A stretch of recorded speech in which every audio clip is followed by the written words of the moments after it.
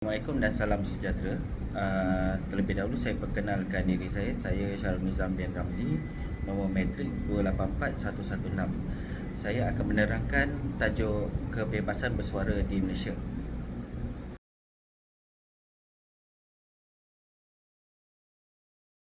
Kebebasan bersuara adalah tonggak asas sistem berasaskan Undang-Undang Masyarakat Bebas.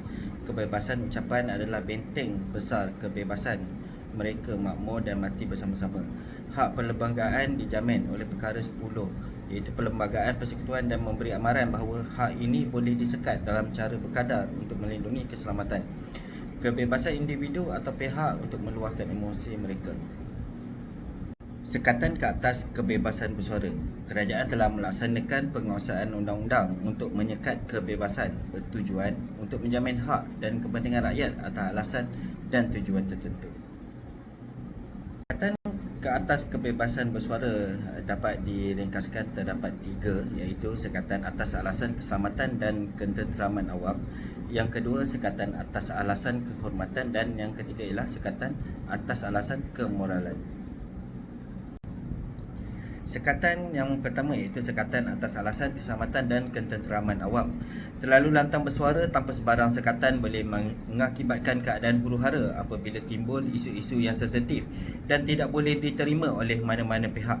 Undang-undang utama yang telah digubal untuk tujuan ini ialah Akta Sultan 1948, Akta Mesin Cetak dan Penerbitan 1984 serta Akta Rahsia Rasmi 1972. Menurut Faridah Jalil, Mahkamah dilihat mengutamakan kepentingan keselamatan dan ketenteraman awam apabila membicarakan sesuatu kes. Sekatan yang kedua ialah sekatan atas alasan kehormatan. Kebebasan bersuara bukan lesen untuk menjejaskan maruah seseorang dan boleh menyebabkan reputasi seseorang terjejas. Pihak yang berkenaan boleh mengambil tindakan menurut Akta Fitnah 1957. Sekatan yang ketiga ialah sekatan atas alasan kemoralan. Sebarang penerbitan dan pengedaran dan perkongsian bahan-bahan lucah atau bahan-bahan yang dikategorikan sebagai lucah adalah satu kesalahan di bawah Akta Percetakan dan Penerbitan 1948. Akta Komunikasi dan Multimedia 1988 mengawal sebarang pemberian dan penggunaan perkhidmatan aplikasi serta sebarang komunikasi dengan bahan-bahan yang lucah, tidak sopan dan tidak senonoh. Akta Fitnah 1957, fitnah label iaitu berbentuk tetap seperti tulisan. Fitnah slender berbentuk tidak tetap seperti ungkapan. Isu kebebasan bersuara di Malaysia. Untuk kes yang pertama, Adam Adli Abdul Halim memberi ucapan dalam satu ceramah dengan menyebut kata-kata menghasut bagi membangkitkan rakyat negara ini supaya mengubah kerajaan yang telah tertubuh mengikut undang-undang dengan cara tidak sah. Petikan kenyataan Adam Adli Abdul Halim, kalau ada polis, kalau ada SB, kalaulah ada ejen-ejen daripada UMNO sekalipun, nama saya Adam Adli bin Abdul Halim, nombor kad pengenalan 890703075357. Ambil butiran saya, buat laporan polis kerana hari ini saya nak ajak semua orang yang berada di sini. Kita harus susun dan kita akan turun ke jalan raya untuk rampaskan kuasa. Boleh atau tidak? Boleh atau tidak? Boleh atau tidak? Isu kebebasan bersuara di Malaysia. Untuk kes yang kedua iaitu Alvin Tan dan Vivian Lee telah memuat naik gambar-gambar dan video yang tidak senonoh ke dalam blog Sumptuous Erotica, menghina agama Islam dengan memuat naik gambar makanan haram sebagai juadah berbuka puasa dengan keterangan gambar yang berbunyi "Selamat berbuka puasa" dengan bakut teh iaitu sup tulang babi, wangi, enak dan menyelerakan beserta logo halal.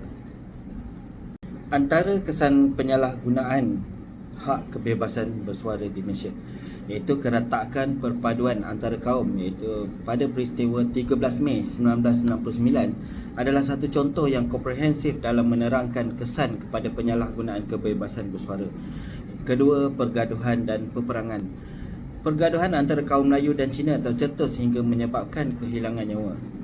Dan yang ketiga ialah gangguan pertumbuhan ekonomi.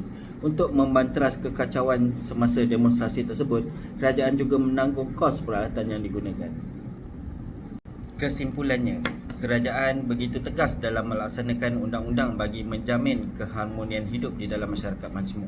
Dalam masa yang sama, kerajaan juga ingin menjadi fleksibel dengan menghormati permintaan yang dianggap menguntungkan seluruh rakyat seperti memansuhkan Akta Keselamatan Dalam Negeri 1960 dan menggantikannya dengan Akta Kesalahan Keselamatan, iaitu langkah-langkah khas tahun 2012.